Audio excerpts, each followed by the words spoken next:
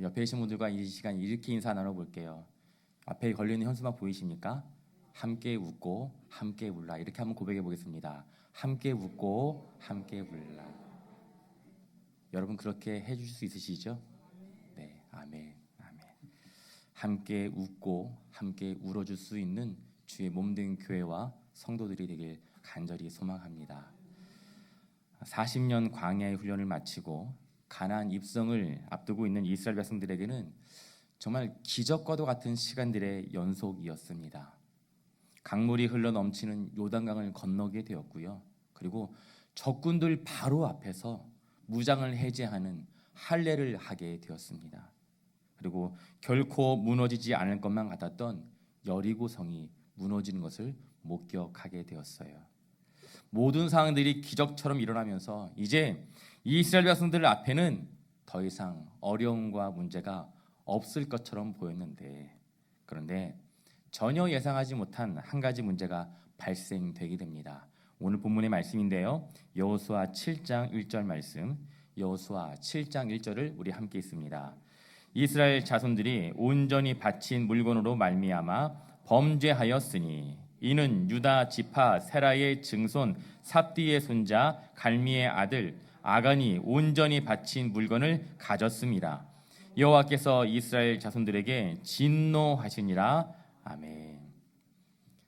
이스라엘 백성들의 범죄로 인하여서 하나님 여호와께서 진노하신 것입니다.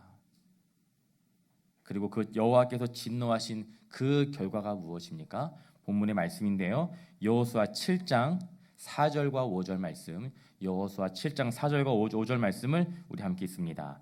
백성 중 3천 명쯤 그리로 올라갔다가 아이 사람 앞에서 도망하니 아이 사람이 그들을 36명쯤 쳐 죽이고 성문 앞에서부터 스바림까지 쫓아가 내려가는 비탈에서 쳤으므로 백성의 마음이 녹아 물같이 된지라. 아멘. 이스라엘 백성들이 여리고성 그 다음에 만나게 된 성, 그 아이 성읍을 함락시키기 위해 올라갔다가 크게 패배한 일이 일어난 사건입니다. 몇 명이 죽었다고 성경이 기록하고 있습니까? 36명이에요. 전쟁에서 36명이 죽었다는 것은요, 어찌 보면 큰 손실이 아닐 수도 있어요. 전쟁을 하다 보면 그 정도 희생은 감수해야 될 때도 있습니다. 그러나 문제는 바로 앞에서 치루었던 그 여리고 전쟁에서는 단 한 명의 사상자도 나오지 않았다는 거예요. 이와 같은 상황을 보게 되면 아이성 전투에서 발생한 그 36이라는 사상자의 숫자는 정말 큰 숫자인 것이지요. 이와 같은 결과를 가져오게 한 이유가 있었는데요. 그 첫 번째 이유는 바로 여호수아의 교만입니다. 여호수아는 아이성 전투를 앞두고 정탐꾼을 보내어서 그 땅을 정탐하게 합니다. 아이성읍을 살피고 돌아온 정탐꾼들의 보고 내용이 무엇이었습니까? 아이성은 작은 성읍입니다. 작은 수만 올라가도 충분히 성을 차지할 수 있습니다. 그러니 2-3천 명만 올라가서 아이성을 정복하게 하십시오. 상대적으로 그 규모가 훨씬 크고 무너뜨릴 수 없던 거대한 여리고성을 정복했으니 이보다 훨씬 작은 아이성과의 전쟁을 위해 굳이 많은 숫자의 이스라엘 백성들이 수고할 필요가 없다는 것이죠. 지극히 현실적이고 합리적인 판단입니다. 충분히 납득할 수 있을 만한 그런 내용이에요. 문제는 여호수아가 하나님의 뜻을 묻지 않은 채 결정했다는 것입니다. 이것이 문제예요. 아이 성읍을 정탐한 결과 여호수아가 내린 결론은 아이 성읍은 우리가 감당하기에 쉬운 상대라는 것이었습니다. 이런 생각으로 맞이하게 된 결과가 무엇입니까? 이스라엘 백성들의 대패였습니다. 큰 패배였어요. 강한 상대를 맞이할 때는 하나님의 뜻을 묻고 그 말씀에 순종하였지만 자신보다 약한 상대라고 생각을 하게 되니 내 생각과 내 판단대로 행동하는 것이지요. 우리는 결코 무너지지 않을 것 같은 거대한 성읍 여리고성을 만날 때는 하나님을 의지하게 됩니다. 하나님께 기도해요. 큰 병에 걸리게 될 때, 자녀가 중요한 진로를 결정하는 시험을 앞두고 있을 때 우리는 금식을 하기도 하고 때로는 작정기도, 철야기도를 하기도 합니다. 그러나 이와는 반대로 작은 아이성, 누가 봐도 손쉽게 함락시킬 수 있을 것만 같은 그 성업, 그 아이성을 만나게 되면 하나님의 힘이 아니라 내 힘으로 감당하려고 하는 본능이 우리에게 있다는 거예요. 큰 문제는 하나님께 맡기고 하나님의 도우심과 그 뜻을 구하지만 작은 문제는 내 뜻과 나의 생각 그리고 나의 경험대로 하려고 하는 것이 문제라는 것입니다. 성도는 여리고성 그리고 아이성, 큰 문제와 작은 문제 모두 동일하게 하나님의 뜻을 구하고 하나님께서 원하시는 삶을 살아가야 하는 존재인 줄 믿습니다.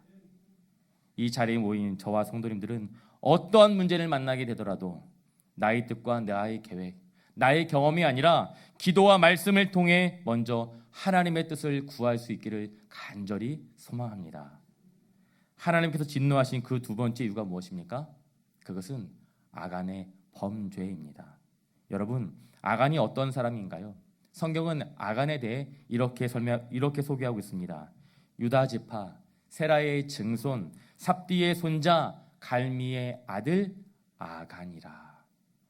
한 개인에 대해 선조들의 이름까지 소개한다는 것은요, 그 집안이 정말 유력한 가문이었다는 것을 의미하는 거예요. 뿐만 아니라 아간은 유다 지파입니다. 이스라엘 공동체에서 가장 규모가 크고 가장 크고 영향력이 가장 컸던 지파예요. 수많은 선지자들이 유다 지파를 통해 메시아가 올 것임을 예고하였고 그렇게 예언하였고 실제로 유다 지파는 예수 그리스도의 계보에 이르는 영광을 얻게 됩니다. 그런데 아간이 훔친 물건이 무엇입니까? 우리 본문 말씀 읽겠는데요. 여호수아 7장 20절과 21절입니다. 여호수아 7장 20절과 21절 함께 있습니다. 아간이 여호수아에게 대답하여 이르되 참으로 나는 이스라엘의 하나님 여호와께 범죄하여 이러이러하게 행하였나이다. 내가 노력한 물건 중에 시날산의 아름다운 외투 한 벌과 은 200세겔과 그 무게가 50세겔 되는 금덩이 하나를 보고 탐내어 가졌나이다. 보소서 이제 그 물건들을 내 장막 가운데 땅속에 감추었는데 은은 그 밑에 있나이다 하더라. 아멘. 아간이 취한 것이 무엇입니까? 시날산의 외투. 이것은요 여리고의 왕이 입었던 그 왕들이 입었던 옷이라고 하더라고요. 그리고 금과 은이었습니다. 그리고 이것을 어디에 감춰두었다고요? 자신의 장막 아래 땅속 깊은 곳에 감춰두었습니다.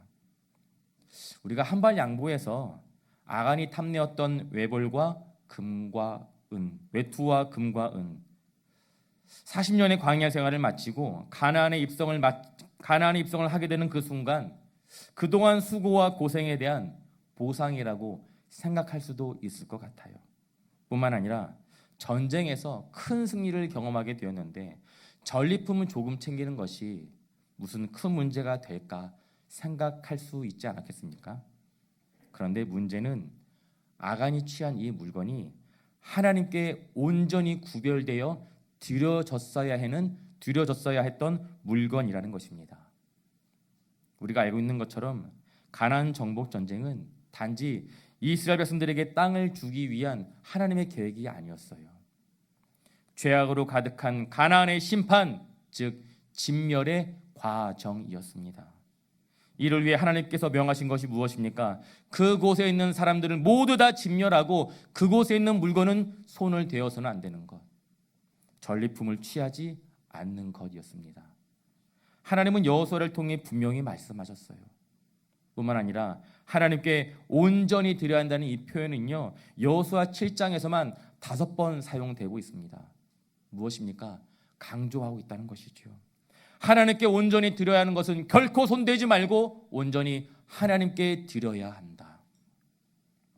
여리고 성에서 취한 금과 은 그리고 동과 철로 만든 기구들은 온전히 하나님께 드리기 위해 반드시 여호와의 곳간에 따로 드려야 했습니다. 그러나 아간은 눈앞에 보이는 금과 은 그리고 외투를 보느라 다른 것을 보지 못하였어요. 가나안 정복 전쟁 이후 자신이 받게 될 가나안 땅, 그리고 가나안에서의 삶이 금과 은 그리고 외투보다 비교할 수 없이 가치 있다는 사실을 보지 못하였다는 것입니다. 무엇보다 이 땅의 금과 은을 손대지 말라 말씀하신 하나님께서 지금 이 순간도 자신을 지켜보고 계신다는 이 사실을 아간은 망각했다는 거예요. 땅 속에 묻어두고 입어보지도 못할, 써보지도 못할 그 문거를 가지고 싶다는 그 마음만 바라보느라 정작 바라보아야 할 하나님을 놓치게 된 것입니다. 자신의 욕망을 바라보다가 눈이 멀어 진리를 볼 수 없게 되었던 또 다른 사람을 우리는 기억하고 있어요. 누구입니까? 아담과 하와예요. 아담과 하와가 취한 선악과 또한 보고 탐하였던 그 마음이 결정적인 잘못이었습니다. 그 마음이 시작이 되어서 자신의 삶의 주인이 하나님이 아니라 내 자신이 되고자 했던 그 원죄의 마음까지 발전하게 된 것이지요.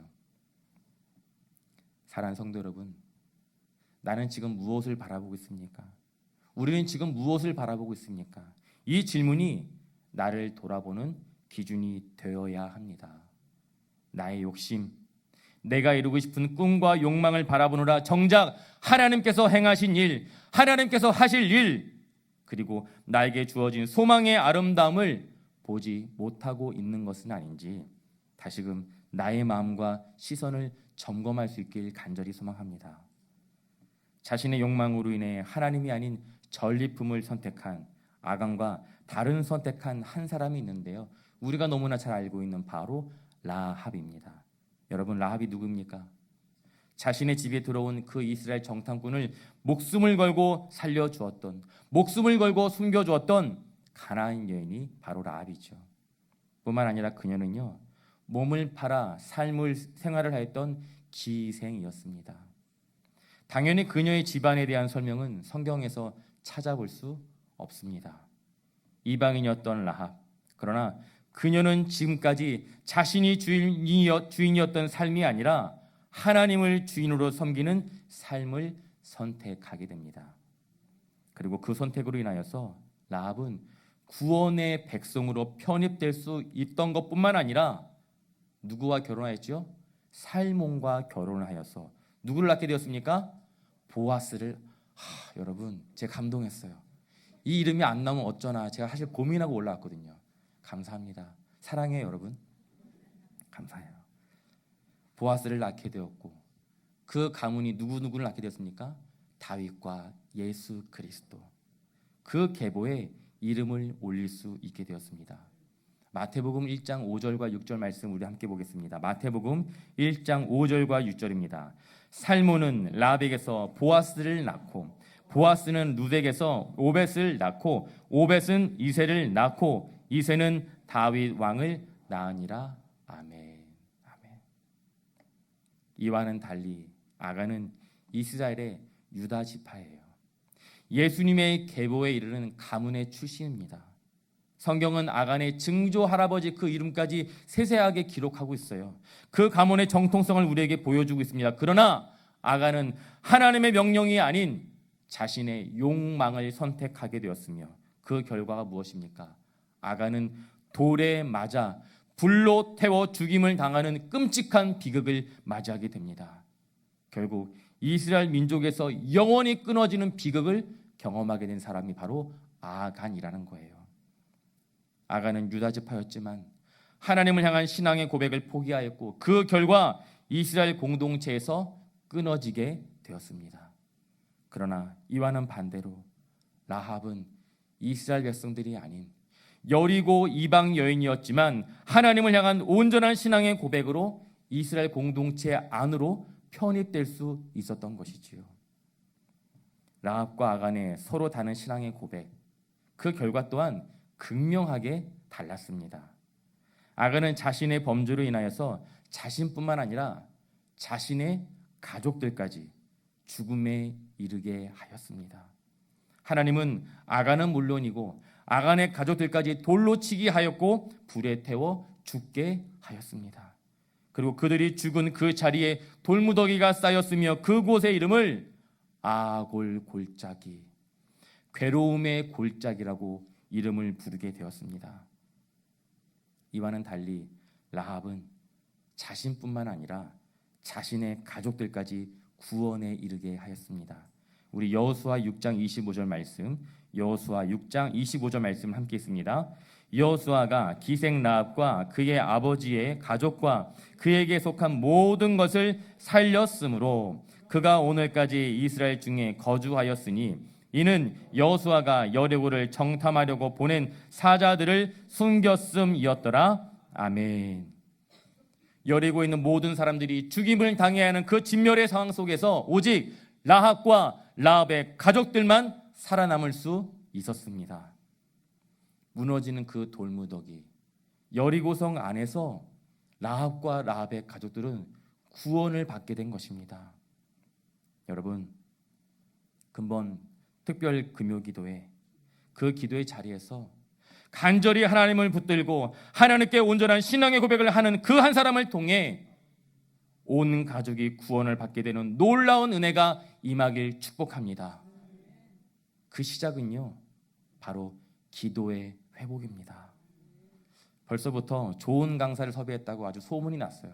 성동구 지역에 소문이 자자합니다. 아멘. 제가 점점 더 뻔뻔해지고 있어요, 여러분. 저 또한 최선을 다해 기도하며 준비하겠습니다. 여러분, 사모하는 마음으로, 하나님의 일하심을 기대하는 마음으로 근본 특별 금요 기도회, 그 4번의 기도의 자리 작정하고 꼭 오셔서 함께 자신의 믿음을 위해, 사랑하는 우리의 가족의 구원을 위해 마음 다해 기도할 수 있기를 간절히 소망합니다. 그런데 오늘 본문의 말씀 묵상하는 가운데 좀 특이한 내용이 하나 있는데요. 본문 말씀인데요. 여호수아 7장 11절과 12절 말씀, 여호수아 7장 11절 말씀 우리 함께 읽습니다. 여호수아 7장 11절입니다.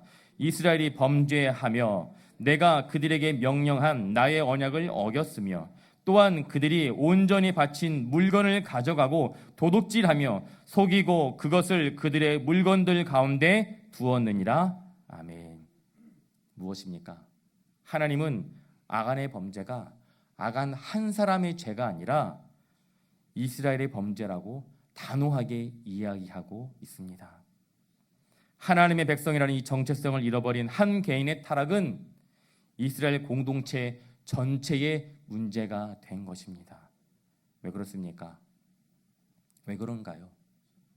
가정과 교회는 영적으로 이루어진 한 몸을 이루는 공동체이기 때문입니다. 우리 로마서 12장 5절 말씀인데요. 로마서 12장 5절 말씀 우리 함께 있습니다. 로마서 12장 5절입니다. 이와 같이 우리 많은 사람이 그리스도 안에서 한 몸이 되어 서로 지체가 되었느니라. 아멘. 하나님의 백성은 한 몸을 이루는 공동체이기 때문에 아간 한 개인의 죄를 공동체 전체의 죄로 여기셨다는 거예요. 함께 웃고 함께 울라. 여러분, 왜 함께여야 합니까? 나 혼자 살아가기도 버겁고 내 문제만으로도 충분히 힘들고 어려운데 왜 내가 아니라 다른 누군가의 아픔에도 함께 아파하고 슬퍼해야 하는 것입니까? 이 자리에 모인 우리는요, 주의 몸된 교회인 한 몸을 이루는 공동체이기 때문입니다. 따라서 공동체의 문제는요, 한 개인의 문제가 아니라 우리 모두의 문제인 것입니다. 바라는 것은 성동중앙교회 모든 성도들이 서로의 기쁨에 함께 마음을 다해 기뻐하며 서로의 아픔에 함께 마음 다해 아파할 수 있는 주의 몸된 교회가 되길 간절히 소망합니다. 하나님 이스라엘 전체의 죄를 해결할 수 있는 그 방법을 알려주시는데요. 여호수아 7장 13절 말씀입니다. 여호수아 7장 13절 함께 있습니다. 너는 일어나서 백성을 거룩하게 하여 이르기를 너희는 내일을 위하여 스스로 거룩하게 하라. 이스라엘의 하나님 여호와의 말씀이 이스라엘아 너희 가운데 온전히 바친 물건이 있나니 너희가 그 온전히 바친 물건을 너희 가운데에서 제거하기까지는 내 원수들 앞에 능히 맞서지 못하리라. 아멘. 그것이 무엇입니까? 하나님께 온전히 바치지 못한 물건을 제거하는 것, 바로 거룩함을 유지하는 것입니다. 하나님께서 이스라엘 공동체에게 원하시는 것은 거룩이에요. 거룩입니다. 여러분, 거룩, 가나안 정복 전쟁은요, 이스라엘 백성들의 거룩함을 지키기 위한 전쟁이었습니다. 죄와 탐욕으로 인해 거룩함을 잃어버린 그곳을 하나님께서 진멸하시고 그곳 가운데 하나님의 거룩함을 세우는 것이 바로 하나님의 뜻이었다는 거예요. 이 사건으로 인해 아간과 그의 가족은 정말 끔찍한 비극을 맞이하게 되지만 이스라엘 공동체는 다시금 하나님의 백성이라는 정체성을 회복할 수 있게 된 것입니다. 오늘 본문 말씀에서 이야기하는 거룩함, 그 거룩함이란 과연 무엇일까요? 거룩은 단순히 깨끗하다는 것을 의미하지는 않습니다. 더 분명하고 정확한 뜻은 구별됨이에요. 구별되는 것입니다. 무엇입니까? 하나님의 백성으로서 이 땅을 사랑하는 방식이 세상의 기준과 방식과는 분명히 달라야 하는 구별됨이에요. 정말 감사하게도 근래에 새 가족들이 우리 교회 많이 방문하고 계세요. 참 감사한 일입니다. 그런데 특별한 것이 있는데요. 특이한 것이 한 가지 있는데요. 그것이 무엇이냐면 기존에 신앙생활했던 분들이 아니라 정말 교회에 처음 방문하는 분들이 있다는 것이고요. 그리고 오랫동안 교회를 다니지 않다가 정말 오랜만에 어렵게 교회로 그 발걸음을 하게 된 분들이 대부분이라는 거예요.